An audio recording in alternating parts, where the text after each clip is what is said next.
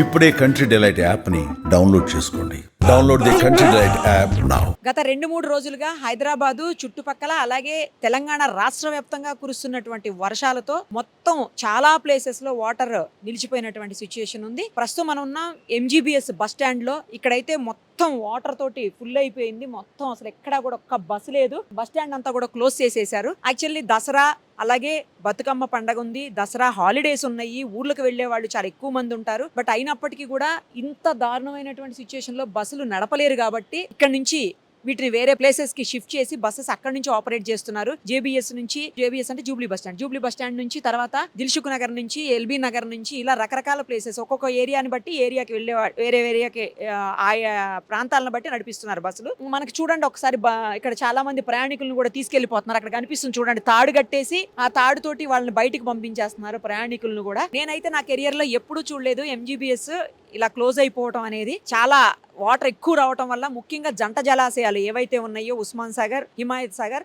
ఉస్మాన్ సాగర్నే మనం గండిపేట అంటాము, ఆ జలాశయాలకి వస్తున్నటువంటి వరద నీరు ఆ గేట్లు లిఫ్ట్ చేయటం వల్ల ఆ నీరంతా కూడా మూసీలోకి రావటం, మూసీలోకి వచ్చిన నీరే ఇక్కడ మొత్తం చాదరగట్టు బ్రిడ్జి కూడా క్లోజ్ అయిపోయినటువంటి సిచ్యువేషన్. అక్కడ కూడా వెళ్దాము. బట్ ఇప్పుడైతే మనం చూస్తున్నది మూసీ వరదంతా కూడా ఇటు వచ్చేసిందంటే ఆ మూసీలోకి వచ్చిన నీళ్ళన్నీ కూడా ఇటు ఎంజీబీఎస్ లోకి వచ్చేసినటువంటి పరిస్థితి.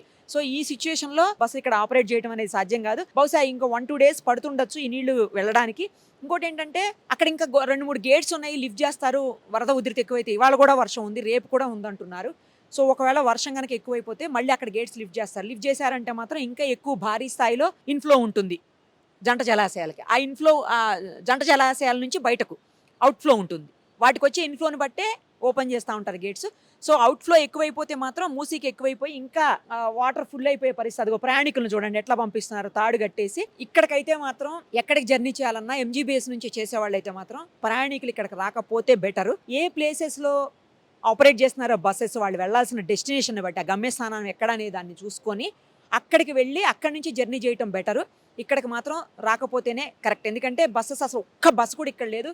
ఫుల్ ఖాళీగా ఉంది బస్ స్టాండ్ అంతా, బోసిపోయినట్టుంది బస్ స్టాండ్ మొత్తం, ఒక్క బస్సు కూడా లేక. సో ఇక్కడికి మాత్రం రాకపోతే ప్రయాణికులు కరెక్ట్ ప్లేస్ ఏదో తెలిసిన అక్కడికి వెళ్తేనే బెటర్.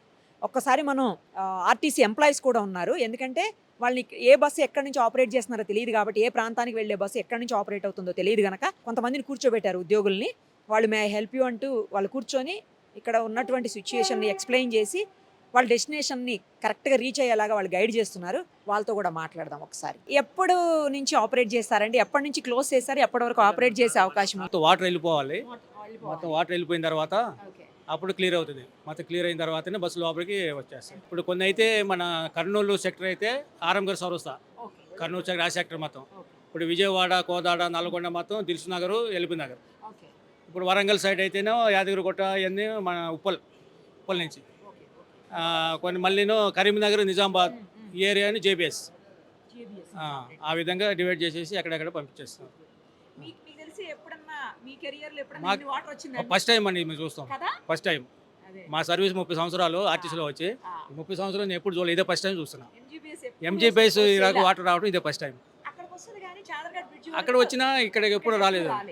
చేతగట్టు వరకు వస్తుంది కానీ లోపల వరకు అయితే ఇంతవరకు ఎప్పుడు రాలేదు, ఫస్ట్ టైం రావడం. ఇక్కడ వరకు అండి, ఫుట్బాల్ దాకా వచ్చింది. ఇక్కడ రాలేదు, దాని లెవెల్ వచ్చేసినాయి, ఇదే లెవెల్ వరకు వచ్చేసినాయి. కానీ కొంచెం ఇప్పుడు తగ్గుముఖం పట్టింది. మరి తగ్గితే పర్వాలేదు, కానీ ఇన్ఫర్మేషన్ ఏంటంటే వేరే వాళ్ళు చెప్తున్నారు ఇంకా 2 గేట్లు ఉన్నాయి లేపే మరి తీసేది ఉంది. మరి అవి కూడా తీస్తే ఇంక ఇక్కడ వరకు వస్తాయి నాకు తెలిసి. అది మరి చెప్పండి. వాటర్ తగ్గితే ఏం లేదు, వాటర్ తగ్గి ఆటోమేటిక్ బస్సులు వచ్చేస్తాయి.